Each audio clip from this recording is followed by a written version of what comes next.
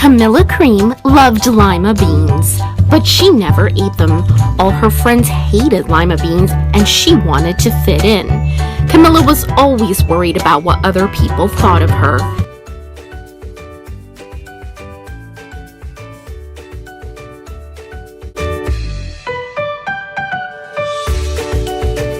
Today, she was fretting even more than usual.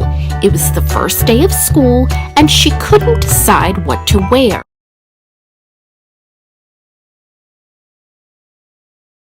She put on a pretty red dress and looked in the mirror. Then she screamed. Her mother ran into the room, and she screamed too. This was certainly true. Camilla was striped from head to toe. She looked like a rainbow. Mrs. Cream felt Camilla's forehead. She asked. Camilla answered. "You get back in bed this instant," her mother ordered. "You're not going to school today." Camilla was relieved. She didn't want to miss the first day of school, but she was afraid of what the other kids would say, and she had no idea what to wear with those crazy stripes. That afternoon, Dr. Bumble came to examine Camilla. He exclaimed,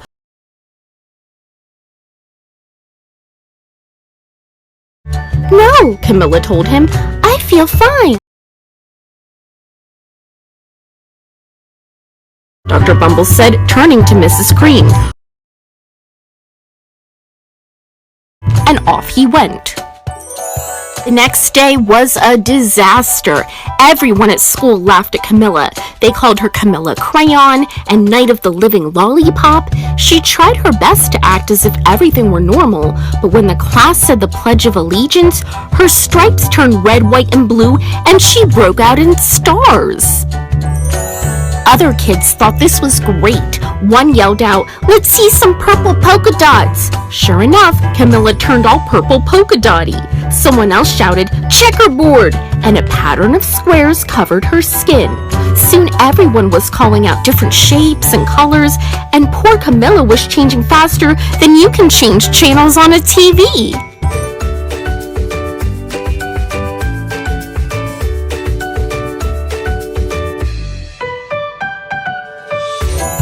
That night, Mr. Harms, the school principal, called.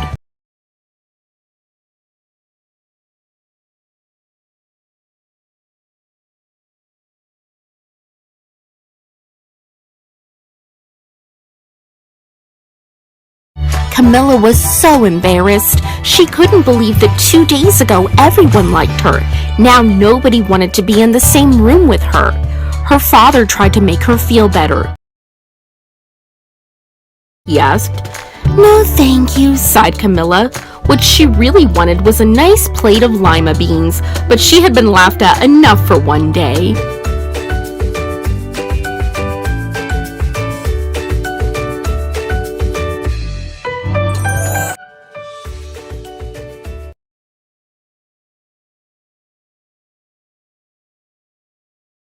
About an hour later, Dr. Bumble arrived with 4 people in long white coats. He introduced them to the Creams. "This is Dr. Grop, Dr. Sponge, Dr. Cricket, and Dr. Young."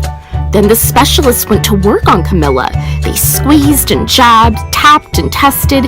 It was very uncomfortable. "Well, it's not the mumps," concluded Dr. Grop. "Or the measles," said Dr. Sponge. "Definitely not chickenpox," put in Dr. Cricket. "Or sunburn," said Dr. Young, said the specialists. They each handed her a bottle filled with different colored pills, said Dr. Grop.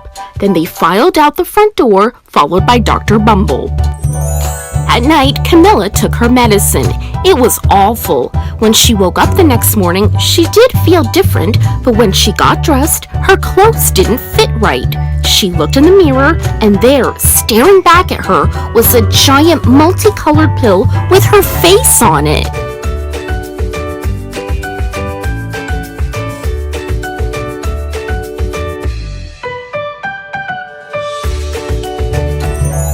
Dr. Bumble rushed over as soon as Mrs. Cream called, But this time, instead of the specialists, he brought the experts.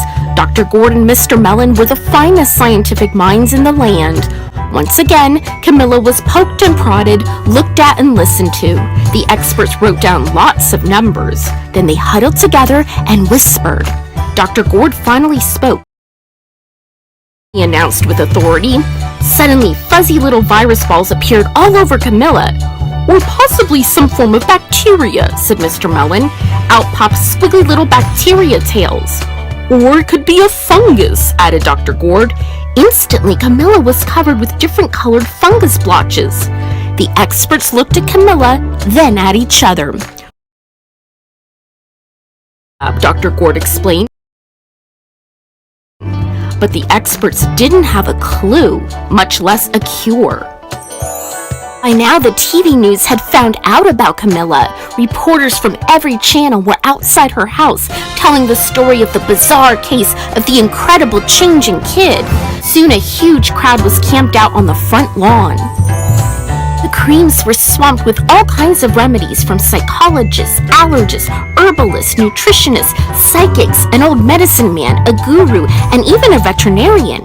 Each so-called cure only added to poor Camilla's strange appearance until it was hard to even recognize her. She sprouted roots and berries and crystals and feathers and a long furry tail, but nothing worked. One day, a woman who called herself an environmental therapist claimed she could cure Camilla. She said, "I wish you hadn't said that," Camilla groaned. Slowly, she started to melt into the walls of her room. Her bed became her mouth, her nose was a dresser, and 2 paintings were her eyes. The therapist screamed and ran from the house. "What are we going to do?" cried Mrs. Cream.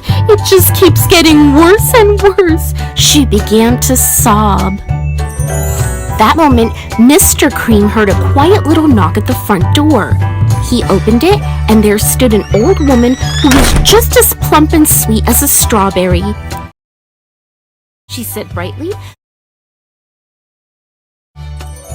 He went into Camilla's room and looked around.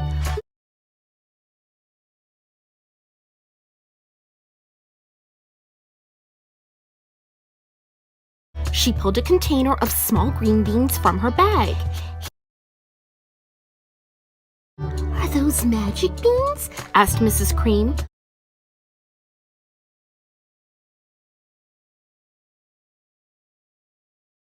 Camilla wanted a big, heaping plate full of lima beans more than just about anything, but she was still afraid to admit it. "Yuck," she said. "No one likes lima beans, especially me." She put the beans back in her bag and started toward the door. Camilla watched the old woman walk away. These beans would taste so good, and being laughed at for eating them was nothing compared to what she'd been going through. She finally couldn't stand it. "Wait!" she cried. "The truth is, I really love lima beans." The old woman said with a smile. She took a handful of beans and popped them into Camilla's mouth.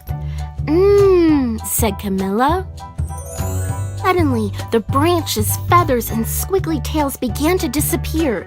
Then the whole room swirled around.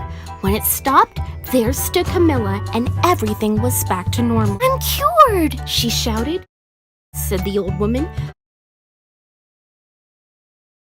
She patted Camilla on the head.